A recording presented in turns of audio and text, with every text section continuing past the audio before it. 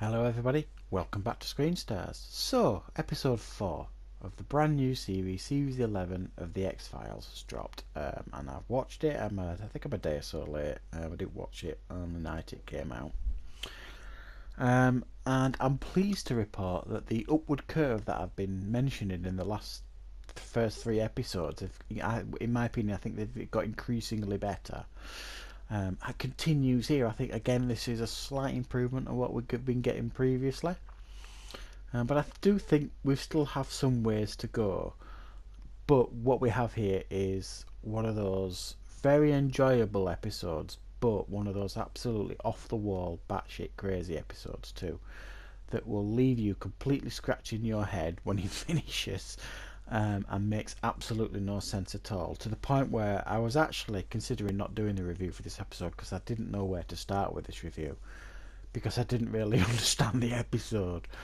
But it was a lot of fun, this episode. We get Mulder, as you can see in that picture there, at the beginning of the episode, he's on his Sasquatch hunt, which is fun. And I think the best way I can give you some kind of synopsis for this episode is to actually read it from IMDb, the synopsis from this episode. Right. Exploring the idea of the Mandela effect, in which large groups of people remember an alternate history. Mulder and Scully find out how the X-Files themselves may have originated. So the Mandela effect, if you don't know what that is, I'd look, because I'm not going to try and explain it, because I don't really get it myself. But that's what this episode explores, the Mandela effect. And it's like the fact that people's memories are being toyed with and played with. And there's a guy there with a beard called Reggie who claims he knows Mulder and Scully. I think he calls Scully Skulls or something like that. And even claims to have been their partner in the early years of the X-Files. And it actually does a really, really good video package where it shows them on some of their old cases, and Reggie turns up as well. So it plays on that idea that he was actually their partner.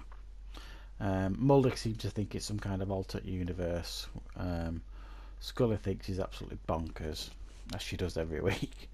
And that's what this episode plays on, this memory thing. This Reggie guy who claims these aliens have been messing with people's memories, including Mulder and Scully's, because Mulder spends much of the episode searching desperately to find this Twilight Zone's episode that he's convinced he watched and has recorded years ago when he was younger, but can't find no evidence of its existence anymore. And something similar happened to a Scully in regards to some jello she ate as a child.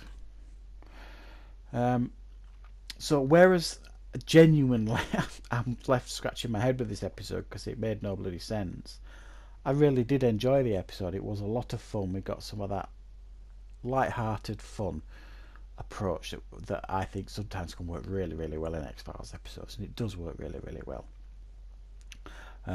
Mulder and Scully have got really, really clever light touches when it comes to comedy, and it really works well in this episode. And the guy who plays Reggie, Brian Huskey, is very funny too in this role as his character. So there is a lot to enjoy in this episode. I think if you analyse it too much, certainly afterwards, which unfortunately I did, all I could think about afterwards was, hang on a minute, the world's impending doom. There's this virus thing happening. You're supposed to be looking for your son, desperately searching for him, but you've got the time for this tomfoolery, if you like, in this episode. So if you don't analyse it too much, there's certainly a lot of fun to be had with this episode. And I did enjoy it. It was one of those classic X-Files episodes that will make absolutely no sense to nobody, but it's fun to watch, and it's fun to see the chemistry in full swing. And again, this season is picking up pace, finding its feet, starting to feel like an old pair of slippers, and I don't think there's anything here that's going to disappoint hardcore X-Files fans, including myself.